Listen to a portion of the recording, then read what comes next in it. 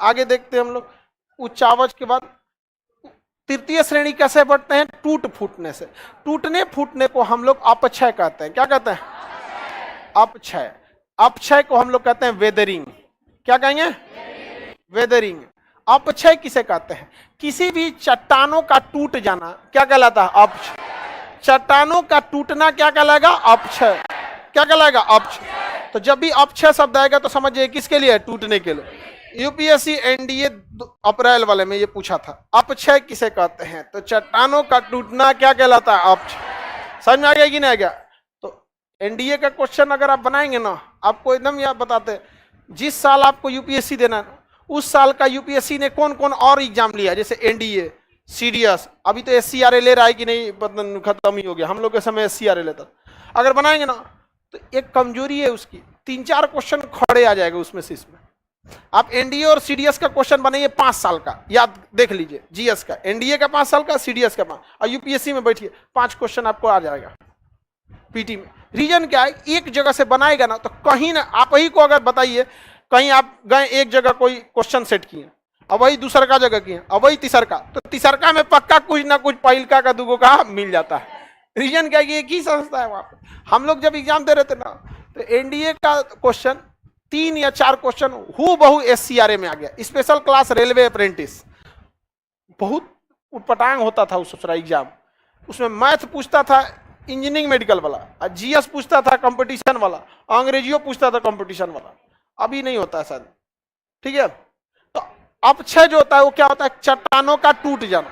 अब अपक्षय 2 टाइप का होता है, या तो आप केमिकल अपक्षय हो सकता है, या तो फिजिकल हो सकता है। अपक्षय 2 टाइप का हो सकता है, रासायनिक और दूसरा भौतिक। क्या हो गया बाबू, चले जाओगे? हाँ, चल जाएगा कि नहीं? अच्छा, लड़का है तो ढाट ढाट पहुंचिए जाएगा कहीं ना कहीं। देखिए, भौतिक का अर्थ होता है कूच कांच देना। जैसे हम कहते हैं ना भौतिक अपक्षय, मतलब कहीं कूच के फोड़ फाड़ के तूर दीजिए, उसे कहते हैं भौतिक अपक्षय। और रासायनिक अपक्षय का मतलब होता है गर्म कर दिए, तो उसमें तो गर्म हीट देना एक रासायनिक प्रक्रिया है, तो गर्म कर देंगे तो भी कोई भी चीज क्या आ जाएगा? टूट जाएगा। देखो नहीं जा पाएगी लग रहा है, चल जाओगी बमनी, हट जाना जी, ध्यान देखिए, चल जाएगी, लग तो नहीं रहा था।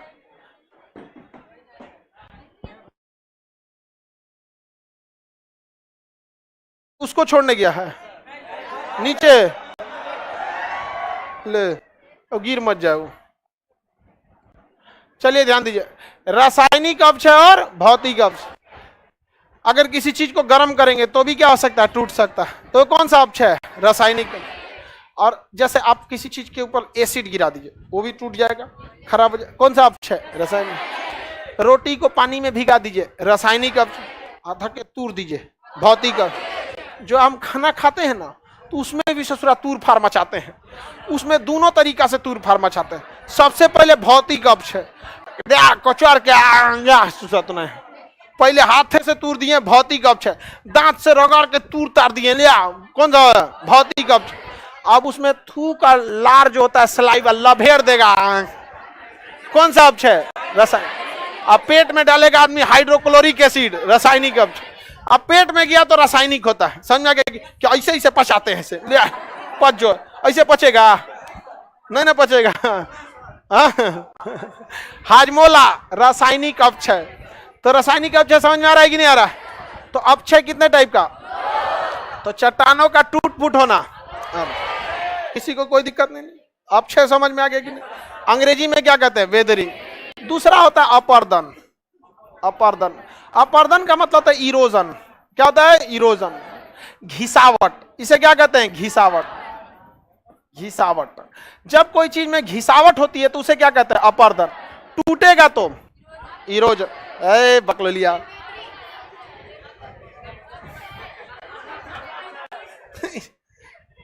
सब आप लोग को डिस्टर्ब नहीं होता है सबसे? हाँ बबनी, तुम लड़का रहती ना तो अब तक बाकी सब मिलके कूच दिया रहता से।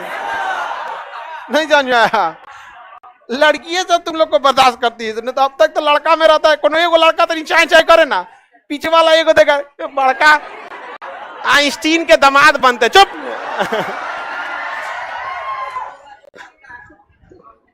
आगे बढ़े तो किसी चीज को रगड़ देना, अपर्दन।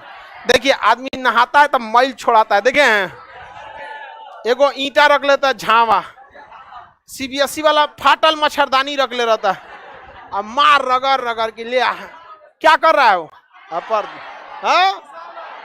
अपर्दन कर रहा है। क्या कर रहा है?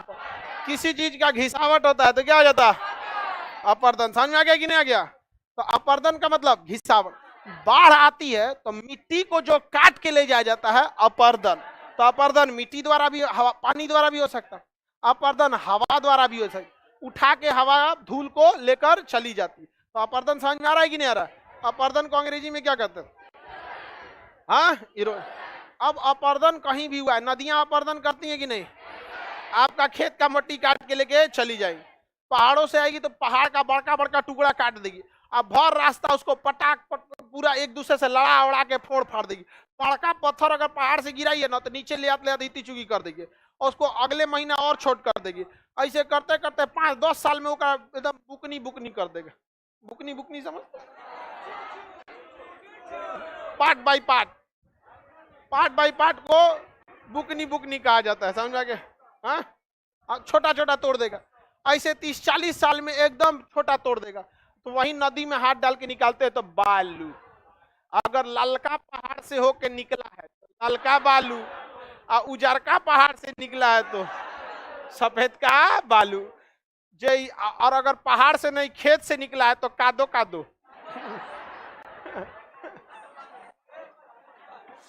तब उसमें कादो कादो निकलेगा, नहीं समझे? काली मिट्टी निकलेगा।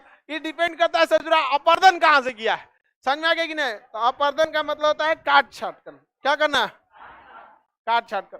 इसके बाद होता है निक्षेपण। क्या होता है? निक्षेपण। निक्षेपण को कहते हैं डिपोजिशन। डिपोजिशन, निक्षेपण। इसे कहता है जमा करना। क्या करना है? जमा, जमा करना। आप देखिएगा अगर काट छाट होगा, नदियां काट छाट करेंगी तो कहीं ना कहीं ले आके तो जमा करेंगी। जैसे पहाड़ी क्षेत्र पे उसने काट अपर्दन किया, अब बालू को ले आके मैदानी क्षेत्र में पटक दिया। समझ में आ गया कि नहीं आ गया? तो वहीं पे क्या कहते हैं? अपर्दन। तो जहां एक पास कोई चीज जमा हो जाता है तो उसे क्या कहते हैं? अपर्दन। निक्षेपण, जमा हो गया तो निक्षेपण। जैसे आप ध्यान से देखिएगा, आप अपने घर, जो घर है, मकान है, अगर उसमें धूल जमा है तो उसमें पानी फेंक दीजिएगा। धूल जमा है तो देखिए झाड़ू लगाने के लिए आदमी पहले पानी फेंक देता है, तो पानी को देखिएगा सारे धूल को आपस में समा लेता है। तो वो क्या करता है? अपर्दन। जहां धूल रहेगा सबको सटा लेगा और छोड़ दीजिएगा उसको। आधा घंटा बाद देखिएगा तो जिधर ज्यादा ढाल है सारी धूल कण को लेके पानी उधर ही लेके बैठ जाएगा। उसी को कहेंगे निक्षेपण। तो निक्षेपण हमेशा ढाल की ओर होता है। निक्षेपण हमेशा ढाल। समझ में आ गया कि नहीं? निक्षेपण हमेशा ढाल। हंसी समझ रहे हो? कस्टमर फोन कर रहा है सुबेरे सुबेरे। हाँ, आजकल बड़ी लोन बांट रहा है सब, पूछ रहा है लोन चाहिए। हाँ, हम काय को लोन देने जाएंगे भाई? आगे बढ़ जाए। किसी को कोई दिक्कत है तो बताया जाए। Have you any problem? कोई दिक्कत? Do not. बेचारा कर डू नॉट। आगे बढ़े। किसी को कोई दिक्कत नहीं ना? साउंड में भी कोई दिक्कत नहीं। तो कहीं पे भी जमा हो जाना क्या कहलाता? हाँ, अपर्दन में क्या होता है? घिसावट। क्या हवा द्वारा अपर्दन हो सकता? बिल्कुल हो सकता है, घींच के निकाल होता ही है। आप देखिए ना, आपको जब सर्दी हो जाता है, नकिया में सट जाता है, तो यहाँ हो गया है निक्षेपण। नकिया में सट गया तो क्या हो गया? निक्षेपण। अब उसको अपर्दन करना है तो एक नकिया बंद करते हैं, अब फेफड़ा में हवा भरते हैं, अब मार एकदम धकेलते हैं तो क्या करता है? अपर्दन। अपर्दन करता है। तो अपर्दन हवा द्वारा भी हो सकता है। नहीं देखा? देखिए क्या कर रहा है? अपर्दन कर रहा है। किसके द्वारा? सुबेरे ब्रश करते हैं तो ऐसे टंग क्लीनर, हाँ टंग क्लीनर, तो टंग क्लीनर से ऐसे क्या करते हैं? अपर्दन। अनाथ आदमी दांते से कर लेता है। हाँ? ऊपर का तत्वा से आदमी कर देता है। क्या हो रहा है? अपर्दन। ब्रश कर रहे हैं, क्या कर रहे हैं? अपर्दन। क्या कर रहे हैं? अपर्दन। ऐसे थूक दिए, नीचे पड़, ओके ऊपर एक और थूक दिए, नीचे। हाँ, इतना ज्यादा क्या कर देगा? नीचे पड़ कर देगा। फिर पानी खोल देंगे, बह के वो नाली में नीचे पड़, वो नहर में नीचे पड़। तो जहां ढाल मिला वहां पे क्या हो जाता है? नीचे पड़। किसी को कोई दिक्कत? जमा करना क्या कहलाता है? नीचे पड़। नहीं समझ रहा? अपर्दन समझ में आ गया? आप देखिएगा, हाँ आगे दे, आप देखिएगा गांव में सिलवट लोढ़ा होता है, देखे सिल पे डिजाइन बनल रहता है ऐसे। हाँ सिलौट। आएगो इसी पे क्या होता है? लोढ़ा। क्या होता है? लोढ़ा। ऐसे लोढ़ा से परछावन भी किया जाता है। हाँ अब ध्यान दो यहाँ पे, हल्ला नहीं करो। अरे दूल्हा, अरे तोरा परछावन मूसर से होगा। बेरोजगार का लोढ़ा से परछावन, मूसर से मार तूर कूच देगा यार, बकलोल का। अब ये से जूता सुले ले दूल्हा वाला। हाँ चलो ध्यान दो इधर। तो देखिएगा, महिला सबको जब भी कभी मसाला पीसना होता है ना, तो सबसे पहले वो अपक्षय करती हैं।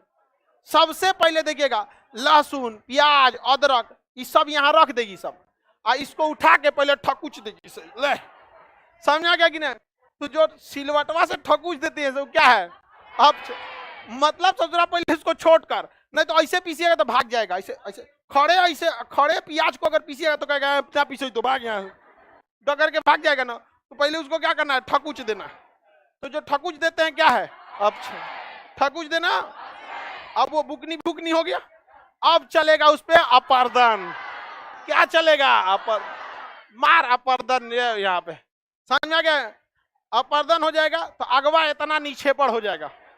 अगवा यहाँ क्या हो जाएगा? नीचे पर। अगवा तो एक कटोरा रख ले रहेगी काच के, ले तो यहां से नीचे पर को उठा के यहां नीचे पर कर दिए, बस जगह चेंज किया गया। समझ में आ गया? उसके बाद भी मसाला जो सील पे बच जाएगा, तो लोढ़ा को सीधा करके उस पे पानी डाल के सील के अंदर, तो ये सब क्या हो रहा है? नीचेपन। क्या हो रहा है? नीचे। मसाला बचना नहीं चाहिए। खूब बढ़िया से धो के, समझ में आ गई ना? क्या लड़कियां ही अच्छा करते, लड़का धोएगा तो बचल का गिर जाएगा, 2 बाल्टी डाल देगा, कहा जा चल गई लो, कोई नहीं ना देख रहा है, निकाल भर दे।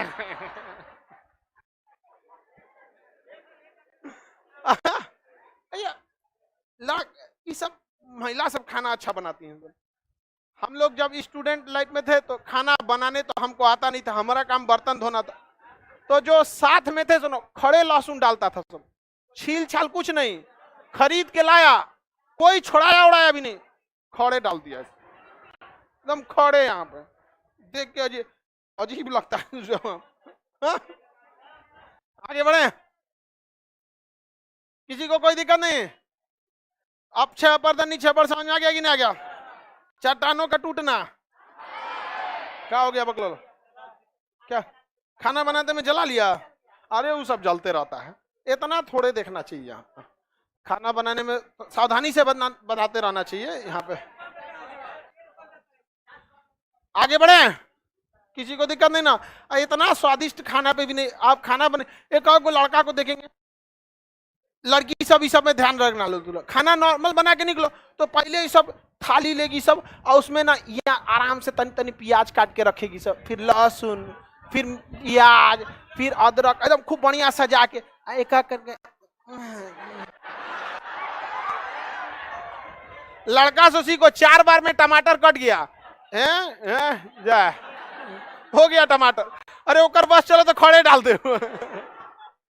नहीं समझे? खड़े। लड़का सलाद बनाएगा, समझे में नहीं आएगा, सब्जी के लिए काटा है कि सलाद के लिए काटा है। काट दिया, काम खत्म है। आप खड़े प्याज लेके बैठा करो लोग, नहीं समझा? एगो खड़े प्याज लेके बैठ जाओ यार। गर्मी के दिन में प्याज खाता चाहिए, सही होता। अब 6 अपर्दन नीचे पर सबको समझ में आ गया। तो बच्चों की चीजें आप लोग को समझ में आ रहा है? चट्टानों का टूटना, घिसावट, जमा हो जाना। नदियों में बालू किस कारण होते हैं? नीचे। और बालू का निर्माण, चट्टानों का टूटना, हाँ अपक्षय हो जाता है। समझ में आ गया? जैसे कोई एक ईंटा रखे हैं, ईंट, उसके ऊपर दूसरा ईंट गिरा दी, क्या हो गया? अपक्षय। और 2 ईंटा लेके रगड़ रहे हैं और नीचे जो जमा हो रहा है, नीचे सबसे अलग अलग आकृति का निर्माण होता है। अपक्षय से अलग आकृति बनेगी, अपर्दन से अलग, निक्षेपण से अलग। आगे बढ़ जाए, नदियां, हवा, पानी, बर्फ, सब अपक्षय अपर्दन ये सब करते रहते हैं। सब समझ में आ गया कि नहीं आ गया? किसी को कोई दिक्कत नहीं है? अब देखते हैं नदियों के बारे में। नदियां ज्यादा अपक्षय करती हैं क्योंकि लड़ा के क्या करती हैं? तोड़ देती है। जैसे आप नदी के तेज धारा में जाइएगा ना, तो डूब के संभावना है कि आप अगर तैरना जानते हैं तो डूब के बच जाएंगे, लेकिन कपार ओपार फोड़ देगी नदी। पूरा हाई स्पीड में जा रही है पहाड़ी क्षेत्र में, और आप उसी में कूद गए, उठा के पटक देगी आपका खोपड़िया कोनो चट्टान के ऊपर, धाए दे हो जाएगा अपक्षय। और रगड़ के क्या कर देगी? अपर्दन, जाके मिलिएगा बंगाल की खाड़ी में। आगे बढ़ते हैं, देखिए ध्यान से। नदियां जो होती हैं जहां से निकलती हैं उन्हें कहते हैं उद्गम। नदी जहां से निकलेगी उसे क्या कहेंगे? उद्गम। उद्गम को कहते हैं ओरिजिन। ओरिजिन। उद्गम को क्या कहते हैं? ओरिजिन। उसको बात कहते हैं जहां गिर जाती है नदियां उसे मुहाना। मुहाना। समुद्र में जहां गिरती है उसे मुहाना। अंग्रेजी में क्या कहते हैं? माउथ। क्या कहेंगे? माउथ। जहां समुद्र में गिर जाती है उसे क्या कहते हैं? माउथ, मुहाना। और जहां से निकलेगी, जहां 2 नदियां आपस में मिलती हैं, संगम। 2 नदियां आपस में मिलेगी उससे क्या कहेंगे? संगम कहेंगे। छोटी नदी जो आके मिल जाती है उसे ट्रिब्यूटरी कहते हैं। क्या कहेंगे? सहायक नदी को क्या कहेंगे? ट्रिब्यूटरी कहेंगे। ट्रिब्यूटरी 4 टाइप के बनेगी, वो ट्रिब्यूटरी में पढ़ना है यहाँ पे, मुहाना। नदियों को जो शक्ति मिलती है वो उसके ढाल से मिलती है। जितना ज्यादा ढाल उतना ज्यादा शक्ति। ग्रेडियंट बोलते हैं इसे अंग्रेजी में। क्या कहेंगे? ग्रेडियंट बोलते हैं। क्या कहेंगे? ग्रेडियंट। आप ध्यान देंगे, रेलवे स्टेशन पे हमेशा ऊंचाई लिखा रहता है। समझ में आ गया कि नहीं? एक रेलवे स्टेशन से अगला रेलवे स्टेशन अगर समतल मैदान पे है तो केवल ऊंचाई लिख देगा, लेकिन एक रेलवे स्टेशन से अगला रेलवे स्टेशन अगर ऊंचाई पे है तो अपनी ऊंचाई लिखेगा, फिर ऊपर तीर मार देगा। यानी उसको पता है ड्राइवर को कि जहां कहीं अगर पावर लॉस दिखे तो समझ जाना कि चक्का स्लिप कर रहा है, तो सैंड ड्रॉप करने लगता है। इंजन में बालू भरा रहता है, चक्का स्लिप करने लगता है, उसमें क्या गिरा देता है? बालू। तो थोड़ा सा फिसलता नहीं है। तो ग्रेडियंट बहुत जरूरी होता है। नदियों को शक्ति किससे मिलती है? नदियों को शक्ति ढाल से। जितना ज्यादा ढाल उतने ज्यादा शक्ति। उत्तराखंड में पहाड़ ज्यादा है, उत्तराखंड में नदियों का ढाल ज्यादा है, तो हमेशा देखिएगा भयानक तबाही लाएगी, रातों रात बाढ़ आ जाता है। आप अभी रहे 1 घंटा में दह जाइएगा। बहुत ऐसा हो जाता है। 2013 में उत्तराखंड में भयानक आया था, कई हजार लोग की जान चली गई थी वहां पर। बहुत लोगों की तो बॉडी ही नहीं मिली, और सरकारी आंकड़े के हिसाब से जो नहीं मिला उसको वो मृत मानता ही नहीं है, कहता है कि गुमशुदा में ना डालेंगे। समझ में आ गया कि नहीं आ गया? सरकारी अगर कहीं 10,000 100 लोगों की अगर जान जाएगी तो अखबार में 4 लोग देगा। समझ, हमेशा ओरिजिनल डाटा नहीं देता है। कोरोना में तो बहुत सारे लोगों को हम जानते हैं जिन्हें कोरोना हुआ, मर भी गए, उनका जांच नहीं हुआ, रिकॉर्डे नहीं है। भाई जांच होगा तब तो निगेटिव पॉजिटिव पता चलेगा। और सरकारी हॉस्पिटल में या कहीं जाके जहां डेथ होगा वहां पे तो सरकारी आंकड़ा अलग होता है। समझिए ध्यान से। ढाल मतलब क्या होता है? ग्रेडियंट। ढाल मतलब ग्रेडियंट। आगे बढ़े। ये नदियों की शक्ति हो जाती है। नदियों की 3 अवस्थाएं होती हैं, ये तो अब समझे। उद्गम निकलेगी मुहाना। नदियां 3 अवस्था में होती हैं। पहली अवस्था का नाम है युवा अवस्था, दूसरा है प्रौढ़ावस्था, प्रौढ़ावस्था प्रौढ़, और तीसरा है वृद्धावस्था। कौन सा है? वृद्धा। कैसे लिखाएगा? ठीक है, ये वाला। अरे सही है, ओल्ड एज। ये हो गया यंग, यंग एज हो गया यहाँ पर। प्रौढ़ावस्था मेच्योर हो जाती है, और ये हो गया वृद्धावस्था। सबसे ज्यादा नदियों की रफ्तार किस में होती है? किसमें? युवा अवस्था में नदियों में इतनी रफ्तार होती है कि ससुरा किसी को भी तूर फाड़ के निकल जाएगी। तो नदी, ये अगर यहाँ देखिएगा, यहाँ हम लिखते पहली अवस्था का नाम युवा, दूसरा प्रौढ़ावस्था, और तीसरा वृद्धावस्था। समझा गया कि नहीं? वृद्धावस्था। अब ध्यान से समझिए, युवा अवस्था में नदियों के पास ढाल ज्यादा होती है। युवा अवस्था हमेशा पर्वतों पर होता है। कहाँ होता है? पर्वतों पर। यहाँ ढाल इतना ज्यादा होता है कि इनके पास ग्रेडियंट यानी प्रवणता तेज होती है और नदियों में रफ्तार ज्यादा होती है। तो नदियां इस अवस्था में बहुत ज्यादा अपक्षय यानी तोड़फोड़ मचाती हैं, साथ में अपर्दन करती हैं। अपक्षय के साथ साथ क्या करती है? अपर्दन।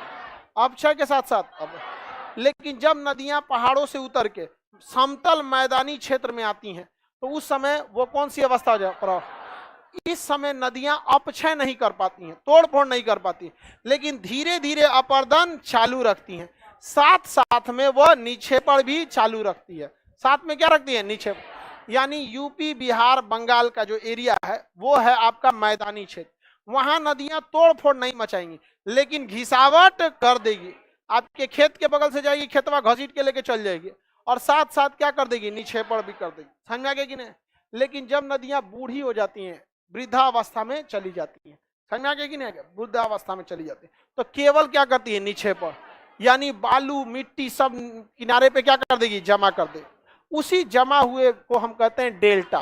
क्या कहेंगे? डेल्टा। तो नदियों का जो कचरा मुहाने पे जमा हो जाता है उसे क्या कहेंगे? डेल्टा। क्या कहेंगे? डेल्टा। किसी को कोई दिक्कत? नदियों की कितनी अवस्थाएं? कितनी अवस्था? 3 अवस्था। समझ में आ रहा है कि नहीं? अपक्षय का मतलब, अपक्षय का मतलब टूट फूट, अपर्दन, निक्षेपण। युवा अवस्था में नदियां क्या करती हैं? अपक्षय और अपर। क्या युवा अवस्था में निक्षेपण करेगी? कहीं कुछ जमा कीजिएगा उठा के फेंक देगी आपको। प्रौढ़ा अवस्था में